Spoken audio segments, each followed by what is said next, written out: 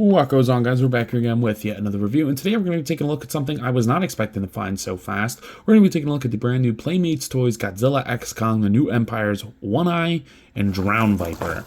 I'm so surprised that this line is still continuing with new releases. I did a quick review on Tiamat on TikTok. I don't know if I posted that video yet, but it'll be up. But I found both of these, and I figured, why not throw one on there? There's a little bit of read-up on there. Devious lieutenant. He's devious. And then you get to see the sneak guy. Yeah, these are pretty cool. $10 a piece. Found them at Walmart. Without further ado, let's go see if they warrant that $10 price point. So, getting these monsters out of the packaging. Look at how big the Drownviper is. Are you kidding me? For $10, this is like the biggest figure I think I've ever gotten for $10. This thing's huge, and he looks good. So we'll start with OneEye because he's not great. I mean, it's not bad, but it's fine. I don't really know if I like the sculpt on him. I can't tell if they reused stuff from. No, they definitely didn't. This is all new sculpt. They did give him that diaphragm joint, but there's no paint on there. Like this, that looks just weird to me. I don't know. I think just a simple paint job would fix this guy up. And I do wish that they put ankles on them. You know, at this point, you're putting in everything else. Go the extra mile. Get rid of the pins and put some ankles on there. That would make these phenomenal. I mean, I think the Drownviper is a really good example of that. But, you know, it doesn't look bad. You get a little bit of blood on the chest or the paint. I like all these, like, patches of fur missing. You know, it's a detailed sculpt for a $10 figure. I just don't like the paint, and the more I look at it, the more it pisses me off. You get like some random red up there. The head sculpt is pretty soft, but again, a nice paint job could probably fix that. So I have none of my customizing stuff with me right now, so that's a couple years project, but you know, I would do it. It wouldn't take too long. And then you get a left femur accessory, which is an enormous animal. I don't know whose femur this would be, but that's an enormous animal, and I know it's a left one, so don't question me. All right, I know it is. Yeah. Getting it in his hand is not super easy, but doable. And you can have monkey hold bone.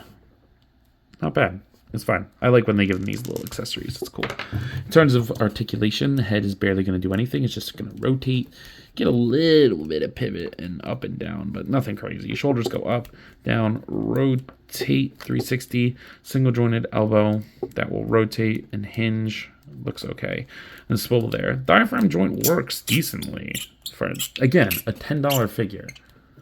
It's fine. Kind of sounds like a monkey. Hips go outwards that far. They go down. A swivel. Single jointed knee. That's it. Not great. The proportions are kind of weird. I think they're supposed to be weird, and that's okay. But I don't know. The paint is just the more like this bothers the shit out of me. Like, put some paint there, dude. Like, what the heck are you doing? But this Drownviper, now you caught my attention. This thing's huge. It's huge, and it's articulated. And I think the paint is good. I'm a big fan of this. This will be super fun to put on the Monsterverse shelf. Or like just my, you know, Godzilla shelf in general. This is really nice. The sculpt looks pretty good. A nice dry brush on this would go a long way, which I do plan on doing one day. Get to see all the paint on there. The yellow looks good. That gradient from blue to white is nice. Very saturated colors. I kind of wish they were a little bit more natural. You know, you get the more frills up there. The mouth is painted, only on the bottom though. But I like the way the teeth close together. That's nice. Get this tail. Again, a little bit more paint would go a long way, but I can't complain here. This one to see. Huh. Looks really, really nice. And it's a little loose, but if you balance it correctly, you can get them to like stay up like this. So that is super, super cool. Yeah, I like that a lot. And that's tall. I'll show that in the size comparisons. But so for no accessories with this guy though. A stand would have been nice, but open mouth.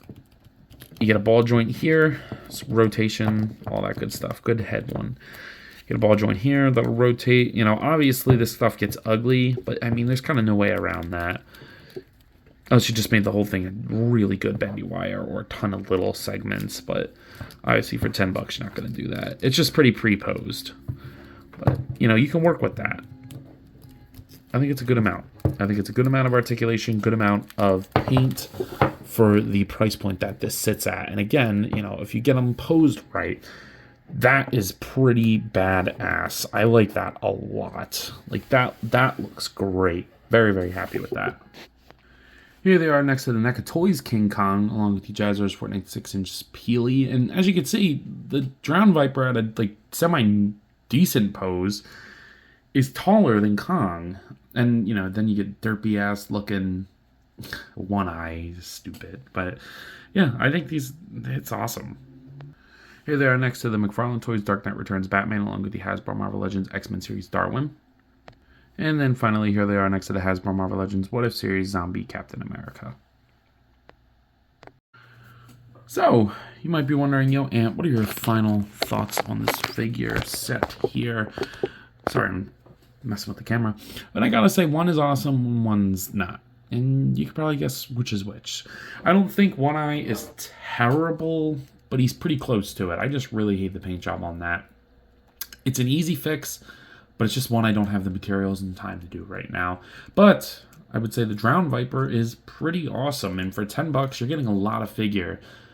And I can't complain about that. So with that being said, at a price point of $10 each, I'm going to give Drownviper like an 8.